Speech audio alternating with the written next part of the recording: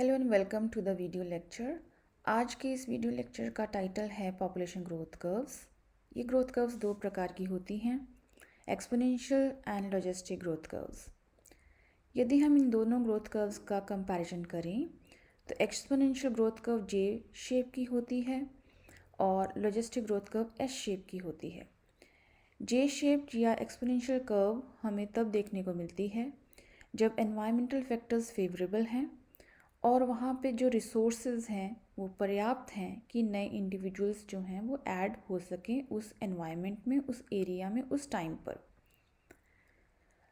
जबकि जो sigmoid growth curve है, ये जैसे ही कैरिंग कैपेसिटी रीच होती है, कैरिंग कैपेसिटी यानी कि वहाँ की उस एनवायरनमेंट की उस टाइम पर उतने ही रिसोर्सेज अवेलेबल हैं, फूड, वाटर एंड स्पेस, कि नए इंडिविजुअल्स और ऐड नहीं हो सकते। जितने इंडिविजुअल्स पहले हैं उतनों के लिए ही पर्याप्त है वहाँ पे फूड, वाटर एंड स्पेस, तो वो उसकी कैरिंग कैपेसिटी है। तो जो वहाँ पे पॉपुलेशन जो है वो स्टेबल होना शुरू हो जाती है और शेप जो है उसकी एस शेप आ जाती है। तो एक्सपोनेंशियल ग्रोथ कर्व जो है, ऐसे में जो पॉपुलेशन साइज़ है या न्यू इंडिविजुअल्स जो ऐड होते हैं, this is equals to the rate times the population size. That is, the new individuals added are directly proportional to the population size.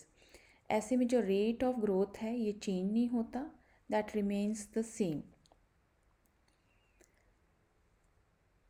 And what is the rate? Rate is the intrinsic rate, and rate जो है वो है birth rate minus the death rate. Logistic growth curve में जो जैसे जैसे carrying capacity आ जाती है, यानी कि वहाँ के जो रिसोर्सेज हैं, फूड, वाटर, स्पेस एट्सेट्रा, वो उतने पर्याप्त हैं उतने ही इंडिविजुअल्स के लिए, नए इंडिविजुअल्स ऐड नहीं हो सकते, तो जो रेट है वो स्लो डाउन हो जाता है। ऐसे में जो इक्वेशन है वो है dn/dt, that is the new individuals added, equals to the rate times the population size times the slowdown factor, and the slowdown factor is k minus the population size. K is the carrying capacity, so carrying capacity minus the population size over the carrying capacity.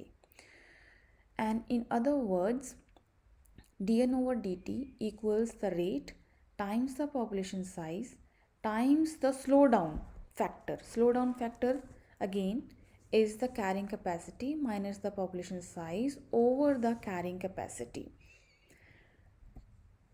Again हम दूसरे एक graphic representation से देखें तो logistic growth curve में जैसे अगर rate ज़्यादा है तो हमें ज़्यादा here the exponential growth curve में अगर जो रेट ज़्यादा है तो हमें ज़्यादा स्टीप कर्व मिलेगी, रेट कम है तो हमें कम स्टीप कर्व मिलेगी। Now the logistic growth curve की हम डिफरेंट फेजेस देखें तो पहले वाली जो फेज़ है हम इसे लैग फेज़ कहते हैं या स्लो डाउन फेज़ कहते हैं। ये तब देखने को मिलती है जब इंडिविजुअल्स वहाँ पर एडजस्ट हो रहे हैं, यानी कि एक्लेमेटाइज या वहाँ पर जितने भी रिसोर्सेज हैं वहाँ पे एडजस्ट कर रहे हैं अपने आप को, एक्लेमेशन हो रही है। तो ऐसे में ग्रोथ रेट जो है वो कंपैरेटिवली स्लो होता है और इसको हम लैग फेज़ कहते हैं। तो इसमें जो इस इक्वेशन को हम किस तरह से डोनेट करेंगे, new individuals will be directly proportional to the population size, और सेम वे जैसे एक्सपोनेंशियल ग्रोथ कर्व आपने देखी थी, this is the rate is slow, here it is dn/dt equals r times the population size. Next phase is the log phase or rapid growth rate phase, also known as the exponential phase.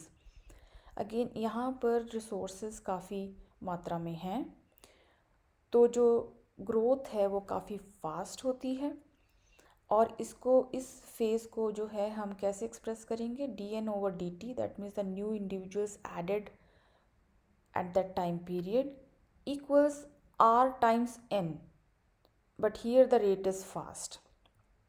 लेकिन जैसे ही carrying capacity reach होती है, what is the carrying capacity here, source resources उतने पर्याप्त हैं कि नए individuals add नहीं होते हैं. So at this point the birth rate equals the death rate and the population get stable. तो यहाँ पर जो इक्वेशन आएगी वो है dn/dt equals Rn times the slowdown factors, and the slowdown factor is k minus n/k, and this is what is known as stationary phase या stable phase, and this is the no growth phase, also known as the asymptote. हालांकि यहाँ पर जो है fluctuations रहती हैं जो कि रेगुलर या सीजनल हैं depending on the food and environmental factors, या इरेगुलर हो सकती हैं.